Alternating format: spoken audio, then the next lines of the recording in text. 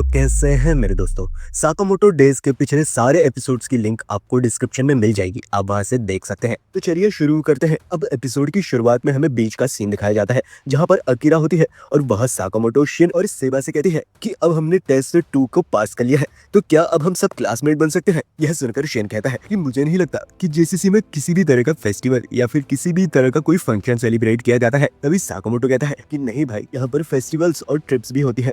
इतनी ही देर में पीछे से किल बेबी आ जाता है और कहता है कि तुम सब यह देखो, मुझे एक बुलेट मिल गई है और इसके साथ मैंने भी स्टेज 2 को पास कर लिया है। अब सीन शिफ्ट होता है और हम देखते हैं कि वहाँ पर एग्जामिनर्स बैठे होते हैं जो कि डिस्कस कर रहे होते हैं कि कानागुरी की वजह से यहाँ पर बहुत सारे कैंडिडेट्स की जान चली गई है, जिसकी वजह से अब उन्हें ऐसे टेस्ट रखने की जरूरत है जो थोड़ा सा इजी हो ताकि और ज्यादा कैंडिडेट्स ना मारे जाए। अब सीन शिफ्ट होता है। अब यहाँ पानी में से एक बोट आ रही होती है और उसमें 3 नए लोग उतरते हैं, जिनको देखकर एग्जामिनर्स अनाउंसमेंट करता है कि यह नए 3 कैंडिडेट्स हैं और अब ये तुम्हारे साथ ही एग्जाम देंगे। यह सुनकर किल बेबी बहुत ज्यादा गुस्सा हो जाता है और कहने लगता है कि हमने पहले 2 स्टेज पार किए अपनी जान पर खेलकर, और यह डायरेक्ट तीसरे स्टेज पर कैसे आ सकते हैं।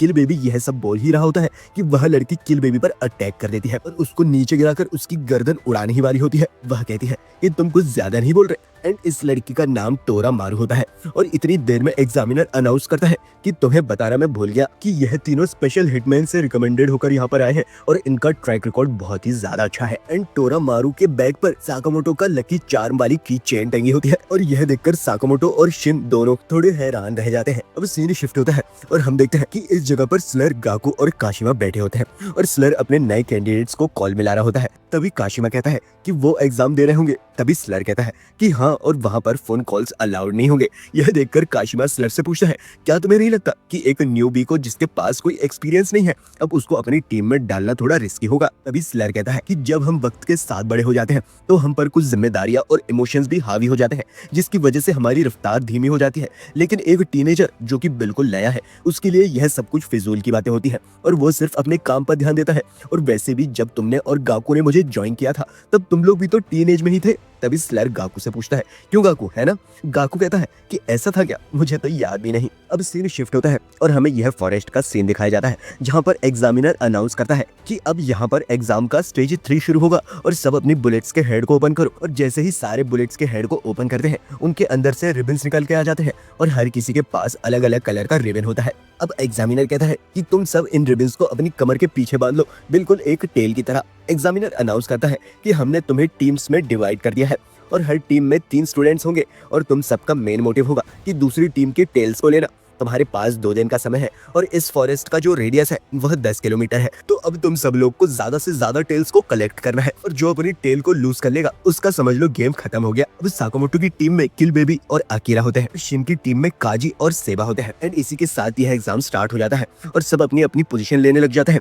तभी साकामोटो शिन को अपनी साइन लैंग्वेज में कहता है कि शिन हमें रिवर साइड पर मिलना चाहिए, लेकिन शिन साकामोटो से कहता है कि साकामोटो यहाँ पर हम एनिमीज हैं और अगर मेरा और आपका आमना सामना हो जाए तो हम एक दूसरे पर पूरी ताकत से हमला करेंगे। यह सुनकर साकामोटो कहता है कि ओके, और वह दोनों अपने अपने रास्ते चले जाते हैं। इतनी देर में सेबा शिन से कहता है, क्या तुमने यह सही किया? शिन सेबा से कहता है कि अगर हम उनके साथ रहते तो हमारा ग्रुप भी बड़ा हो जाता, जिसकी वजह से कोई भी हमें स्पॉट कर लेता और हम इजी टारगेट होते। तभी शिन पर एक ब्लू टीम वाला आकर अटैक कर देता है, लेकिन शिन अपनी साइकिक एबिलिटी यूज करके उसका माइंड रीड कर लेता है और जैसे ही वह शिन के करीब आता है, शिन इस ब्रांच से उस पर अटैक कर देता है और उसका रिबन भी ले लेता है, जिस वजह से वह एलिमिनेट हो जाता है। अब यहाँ पर साकामोटो थोड़ा इमोशनल हो रहा होता है क्योंकि शिन अपने रास्ते अलग चला गया है। अब यहाँ पर एक ग्रीन टीम अपनी जान बचा रही होती है क्योंकि इनके पीछे टोरा मारू पड़ी होती है और वो उन दोनों पर अपने वेपन से अटैक कर देती है, जिसकी वजह से वह दोनों दूर जाकर गिरते हैं और उनमें से एक कहने लग जाता है कि तुम हमें छोड़ दो, हमारे पास के रिबन्स तुम ले लो। लेकिन टोरा मारू उन पर अपने एक्स से अटैक कर देती है, जिस वजह से इस बंदे का हाथ कट जाता है एंड टोरा मारू उनसे रिबन भी ले लेती है और कहने लग जाती है कि अब नेक्स्ट रिबन में कौन से कलर का लूं। और तभी उसकी नजर शिन की टीम पर पड़ जाती है। अब सीन शिफ्ट होता है और साकामोटो यहाँ पर चिल कर रहा होता है, जहाँ पर किल बेबी बहुत ज्यादा परेशान होता है। वह कहता है कि हमें भी दूसरी टीम की तरह रिबन्स कलेक्ट करना चाहिए, लेकिन अकीरा और साकामोटो दोनों खाना पेल रहे होते हैं। तभी किल बेबी कहता है कि तुम दोनों यहाँ एग्जाम देने आए हो या फिर किसी ट्रिप पर। अकीरा कहती है कि खाली पेट कोई काम नहीं करना चाहिए, चलो तुम भी आ जाओ। और तभी किल बेबी पर आकर एक बटरफ्लाई बैठ जाती है, जो देखकर वह पागल हो जाता है। और तभी अकीरा एक शार्प मूवमेंट दिखाकर बटरफ्लाई को किल बेबी से हटा लेती है। और यह देखकर साकामोटो शॉक हो जाता है, क्योंकि अकीरा ने बहुत ही फास्ट मूव किया था। तभी साकामोटो अकीरा से पूछता है कि अकीरा तुम्हें बेसिक मूवमेंट किसने सिखाया, क्योंकि यह कोई आम एक्ट नहीं है जो कि तुमने अभी अभी परफॉर्म किया। अकीरा कहती है कि ऐसा है क्या, मुझे तो कोई आइडिया नहीं है। और असल में जब भी मैं अपने एनिमीज से कॉम्बैट करती हूँ तो मैं उनकी आंखों में देखकर कमजोर होने लग जाती हूँ और मैं उनसे बिल्कुल भी फाइट नहीं कर सकती। और यह सुनकर किल बेबी कहता है कि यह सिर्फ एक एग्जाम है, तुम्हें किसी को भी मारने की जरूरत नहीं है। यह सुनकर अकीरा कहती है आप बहुत अच्छे हो किल बेबी। और तभी उनके बाजू में से येलो टीम का एक मेंबर भागता हुआ आ रहा होता है और वह कहता है कि एक पागल लड़की मेरा पीछा कर रही है और वह मुझे मार देगी और मैं इस स्टूपिड से एग्जाम के लिए मरना नहीं चाहता, तुम लोग भी यहाँ से भागो। और किल बेबी भागने लग जाता है और वह एक ट्रैप पर पैर रख देता है और हम देखते हैं कि एक दूर से आकर इनके ऊपर नेट फायर हो जाता है, जिस वजह से यह सब उस नेट के अंदर फंस जाते हैं। अब यही ग्लासेस वाला आदमी उन्हें देखते हुए कहता है कि इन बेवकूफों को इस ट्रैप में फंसाना बहुत ही आसान था और वह अपने टीममेट से कहता है कि इनसे वह रिबन्स ले लो और इनको मार डालो। और तभी एक मिसाइल इन पर वह फायर कर देता है, जिस वजह से यहाँ पर आग लग जाती है। अब हम देखते हैं कि शिन और शेबा आपस में लड़ रहे होते हैं और तभी तोरामारू शिन पर अपने एक्स से अटैक कर देती है, लेकिन शिन अपनी साइकिक एबिलिटी से उसको डॉज कर लेता है। और यह देखकर तोरामारू शिन से कहने लग जाती है ऐसा लग रहा है कि तुम्हारे पास कोई साइकिक पावर है, यह कितना अच्छा होता अगर तुम मेरी टीम में होते।